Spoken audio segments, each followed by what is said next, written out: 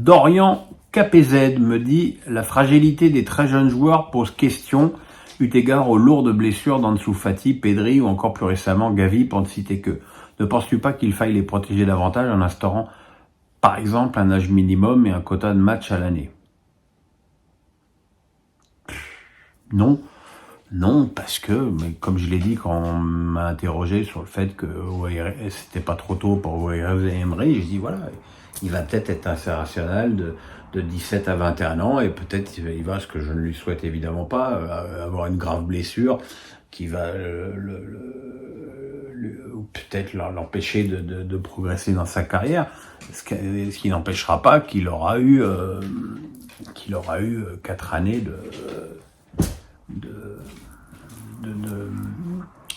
en sélection. Donc c'est aussi ça qui fait que le football est un sport difficile, compliqué et parfois ingrat. C'est que tu joues au plus haut niveau lorsque tu as des aptitudes à être au plus haut niveau. Et si on doit tenir compte de l'âge, ça n'a pas de sens. Gaëtan Petit me dit avec quelques mois de recul, as-tu regardé un peu le championnat d'Arabie Saoudite et qu'en penses-tu? Non, du tout. Pas un seul match. Ça ne m'intéresse pas, j'en ai rien à secouer.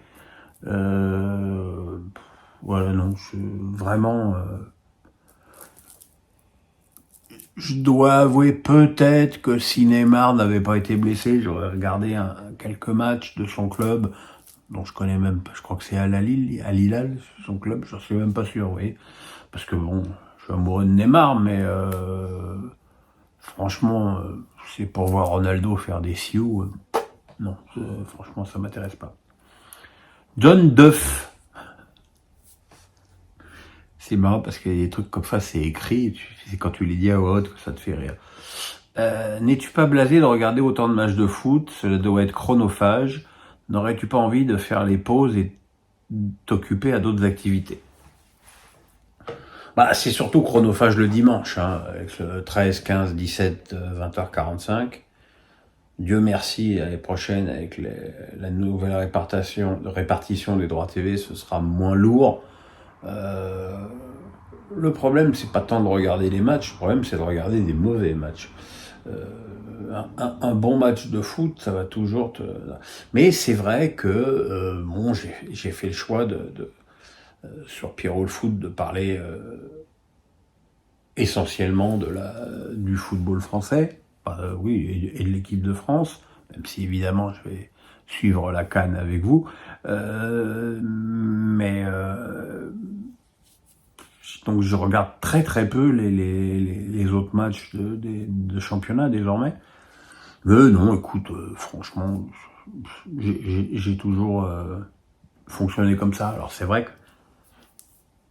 le dimanche à la boule, quand il fait beau, j'aimerais mieux aller à la plage, au moins me promener, parce que plus aller à la plage avec le temps qu'il fait maintenant, plutôt, mais voilà, c'est mon choix. Et puis, encore une fois, comme je l'ai toujours dit, quand je vois le style que j'ai, la moindre des choses, c'est de regarder les matchs.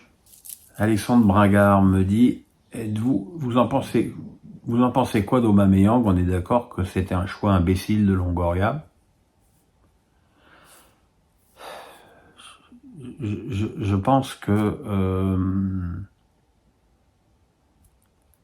un club comme l'OM qui choisit un attaquant de 34 ans, c'est une hérésie en soi. Je pense que c'est un choix qui est plus entendable pour des clubs de moindre niveau. Alors évidemment, Alexis Sanchez est le parfait contre-exemple de ce que je suis en train de dire. Et Vitinha aussi, puisque Vitinha est très jeune, mais Vitinha, il n'y arrivera jamais. Il faut pas se leurrer, il n'a pas le niveau. Et Aubameyang, après, il a raté quelques occasions. Il y a notamment cette petite balle piquée à Monaco. Mais enfin, il n'a pas non plus une foultitude d'occasions par match. Et un attaquant, ça reste quand même au bout de chaîne. Si vous lui donnez pas de ballon pour marquer, ça va être très très compliqué. Alors, Là, j'ai une question, c'est assez mignon, de Sabrina Anticassos, qui est une étudiante australienne qui fait ses études en France et qui me pose sa question donc en anglais. Il dit, je suis curieuse de savoir, je vous traduis, parce que je vous la lis pas en anglais, je suis curieuse de savoir l'évaluation du football après l'ère Messi et Ronaldo, l'émergence aujourd'hui de talents comme Mbappé et Haaland. Est-ce que tu penses que cette période est exceptionnelle comparée aux talents incroyables des années 90, Baggio, Totti, Vérone, Del Piero, Nedved, Zidane et compagnie? Elle me dit, peux-tu aussi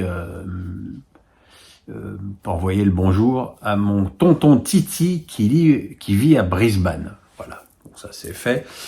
Pour ta question, c'est les joueurs que tu cites, Baggio, Totti, Vérone, Del Piero, Nedved et Zidane n'étaient pas des attaquants purs. C'était plus des milieux offensifs, des créateurs, des mecs qui faisaient le jeu. Que ce soit Messi, Ronaldo, Mbappé ou Haaland, ce sont des finisseurs. Et ce sont des finisseurs, tous les quatre, exceptionnels, comme le football n'en a que très rarement connu, sauf à des époques des années 50, où le football se jouait avec 5 attaquants et 2 défenseurs. Donc c'est vrai que c'est l'émergence de nouveaux styles de joueurs, parce que de toute façon, aujourd'hui, un Baggio, un Totti, un Vérone, un Del Piero, un Nedved, voire même un Zidane, ce serait très difficile à intégrer dans les schémas tactiques et techniques des équipes d'aujourd'hui où il y a quasiment plus personne qui joue avec un vrai numéro 10. Et quelque part, moi, c'est une période que je regrette, puisque comme je suis un vieux con, j'ai bien connu cette période. Voilà mes petits amis. Demain soir, PSG Newcastle. Mercredi soir, Arsenal Lens.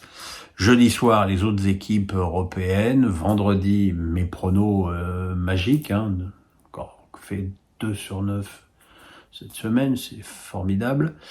Et puis le championnat la semaine prochaine. Bref, on ne se quitte plus. Le pouce, on s'abonne. Portez-vous bien. Il ne pleut plus, je vais peut-être aller mettre un nez dehors.